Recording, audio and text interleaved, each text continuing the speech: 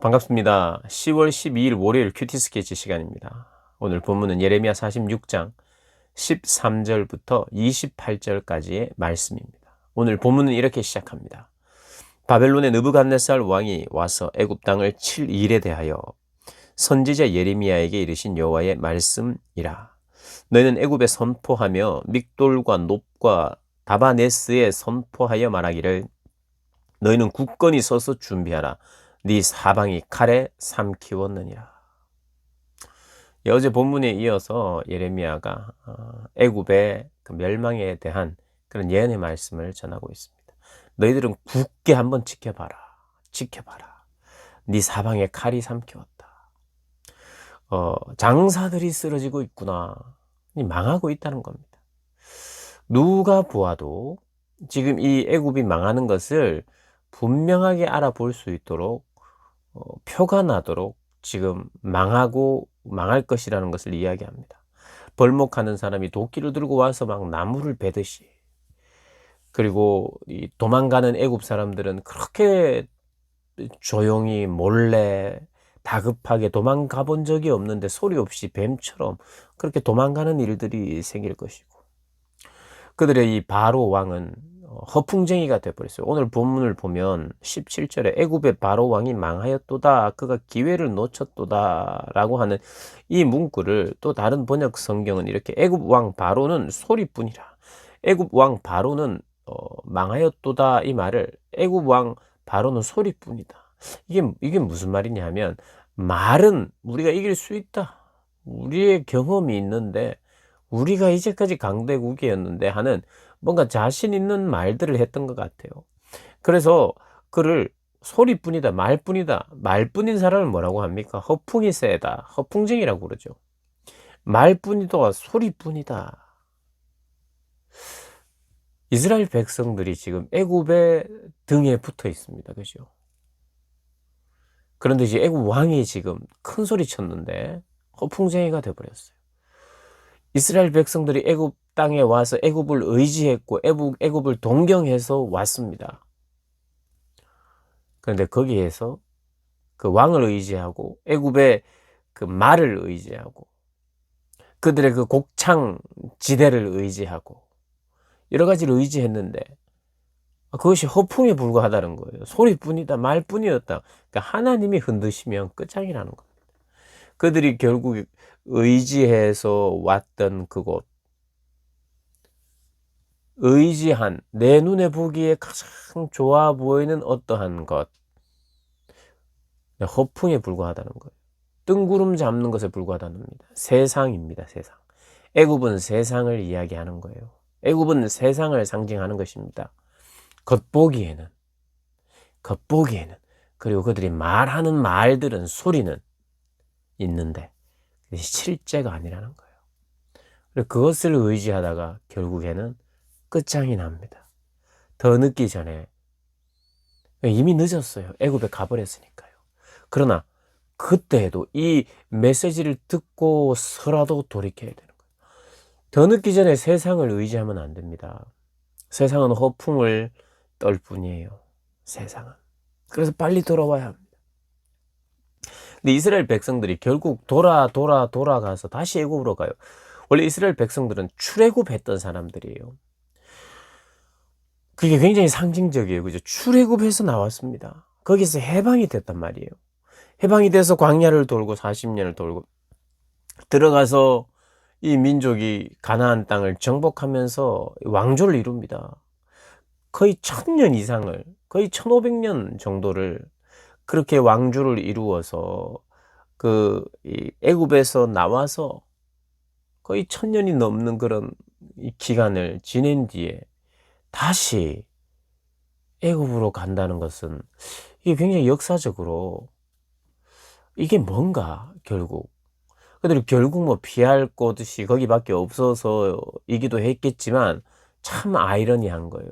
결국 애굽이라고 하는 곳, 세상을 대표하는 곳, 죄악의 나라를, 죄된 우상을 섬기는 그곳에서 탈출해서 그곳에서 나와서 그들이 문화와 종교를 벗어나서 광야를 살다가 가나안으로 갔는데 결국 돌아온 곳이 어디냐?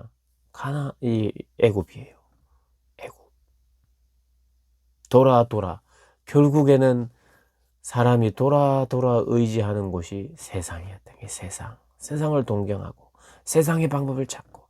그래서 이 이스라엘 백성들이, 남은 이스라엘 백성들이 애굽에 와서 한 짓들이 하늘의 여왕을 섬긴 거잖아요. 하늘의 여왕. 우상을 다시 섬긴 거예요. 그리고 여기 나오는 송아지, 금송아지, 암송아지를 섬긴 거예요. 애굽에 와서. 결국 그거 하고 싶었어. 결국 끝끝내 세상을 사랑하고 세상으로 돌아와 버렸습니다. 포기할 수 없는 세상. 포기할 수 없는 송아지, 금송아지 우상.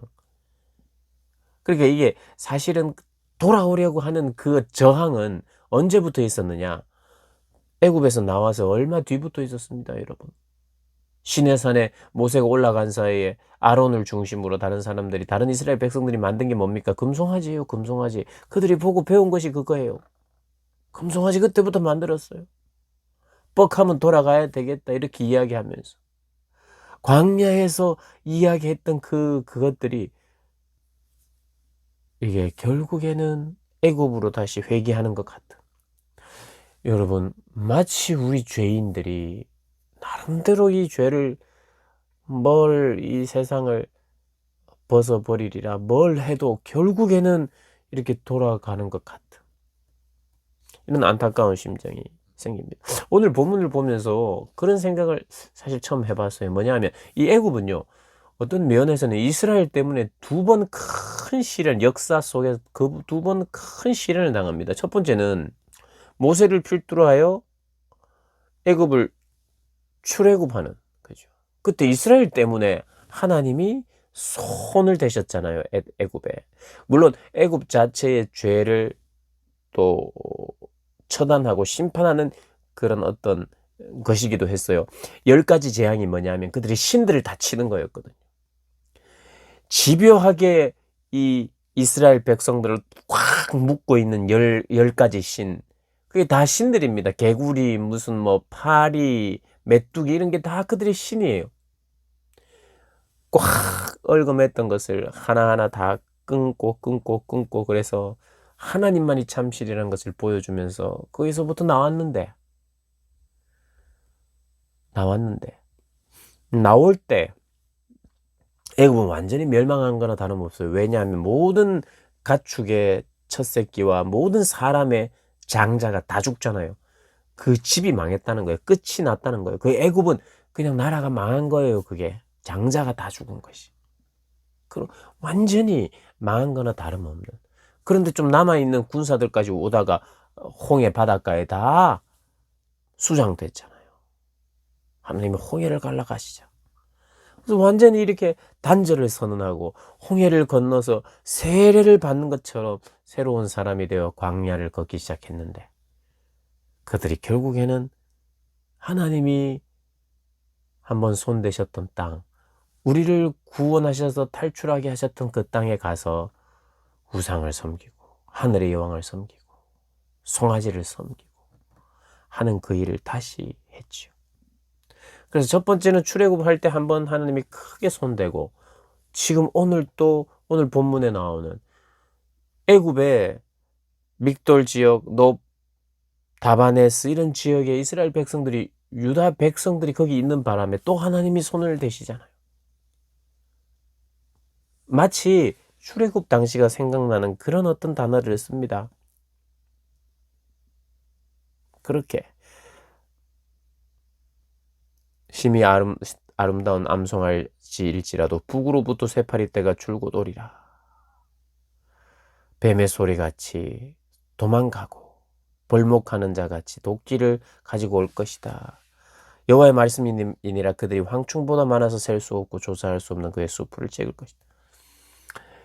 애굽을 치는 이 바벨론은요, 그 애굽의 신들도 치는 거나 다름없는 거예요. 그런 표현들을 보면. 그래서 하나님은 이 예레미야를 통해서 의도적으로 그 출애굽했던 곳으로 다시 들어가는 이스라엘 백성들이 다시 하나님이 직접 권능으로 하지 않고 바벨론의 힘을 통해서 하나님이 다시 한번 애굽을 치는 것이 이스라엘 때문임을 또 보여주는, 이스라엘 때문임을 보여주는 거예요. 그때는 구원하기 위해서 쳤는데 이제는 애굽 사람과 이스라엘 사람을 함께 쳐야 하는 그런 상황에 칩니다. 근데 하나님은 그 다음 27절에 마지막 2절에 이런 이야기를 해요. 야곱아, 그런데 너는 두려워하지 마. 야곱이 누굽니까? 이스라엘 백성이에요. 이스라엘 백성들을 지금 애굽 땅에서 멸하시는데, 애굽인들과 함께 멸하시는데, 갑자기 야곱아, 너는 두려워하지 말라. 이스라엘아, 놀라지 말라. 내가 너를 먼 곳에서 구원하며 네 자손을 포로된 땅에서 구원하리니 야곱이 돌아와서 평안하며 걱정 없이 살게 될 것이라. 그를 두렵게 할 자가 없으리라. 여러분, 이 애굽과 함께 애굽에 섞여 살았던 그 애굽에 도망 나왔던 그 이스라엘 백성들이 지금 이제 심판을 하겠다. 전염병과 칼과 기근으로 치겠다 말하는 게 쳤죠. 그런데 갑자기 그 사람들을 보고 치다가 아니야, 너희들은 구원해. 이건 너무 이상하잖아요. 그걸 말하는 게 아니고요. 여기서 말하는 야곱아, 두려워하지 말라, 이스라엘은 놀라지 말라, 이 말은 하나님이 선택하신 남은 자, 내가 돌아오게 할 그들, 이방 나라에 흩어져 있는, 포로로 흩어져 있는, 특별히 바벨론에 흩어져 있는 너희 그들은, 그래서 이 마지막 27, 28년 구원의 메시지는 그냥 불특정한 하나님이 선택한 나의 백성, 나의 야곱, 이스라엘은 결국에는 구원을 받는다. 이런 애굽의 그런 멸망과 심판, 그리고 이어지는 블레셋이나 암몬이나 이런 다른 이방 나라들의 멸함, 그런 모든 멸함에서, 심판에서 이스라엘 야곱은 내가 구원할 것이라고 말하는 것이에요. 하나님의 심판에 대한 메시지가 나오다가 내 종, 내 야곱, 내가 선택한 야곱은 두려워할 필요가 없다.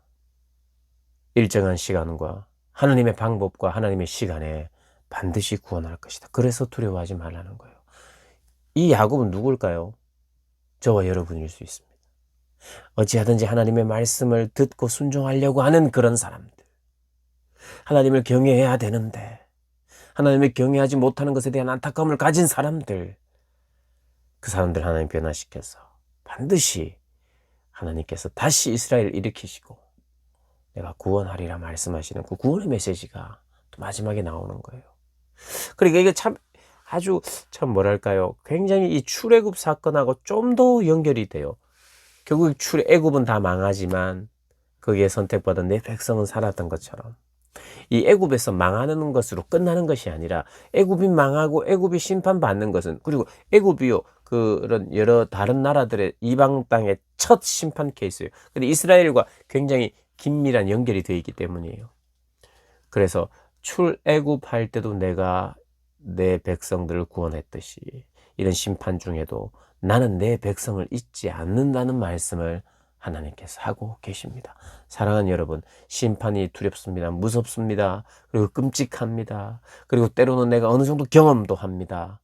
그러나 경험하고 있으며 내가 하나님께 마음을 돌리기로 마음먹은 자들은 두려워 말라입니다. 두려워 말라.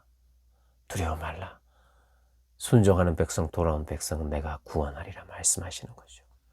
여러분, 이 구원의 메시지를 듣고 하나님 앞에 온전히 돌아가는 복된 분들 되시기를 주님의 이름으로 축복합니다.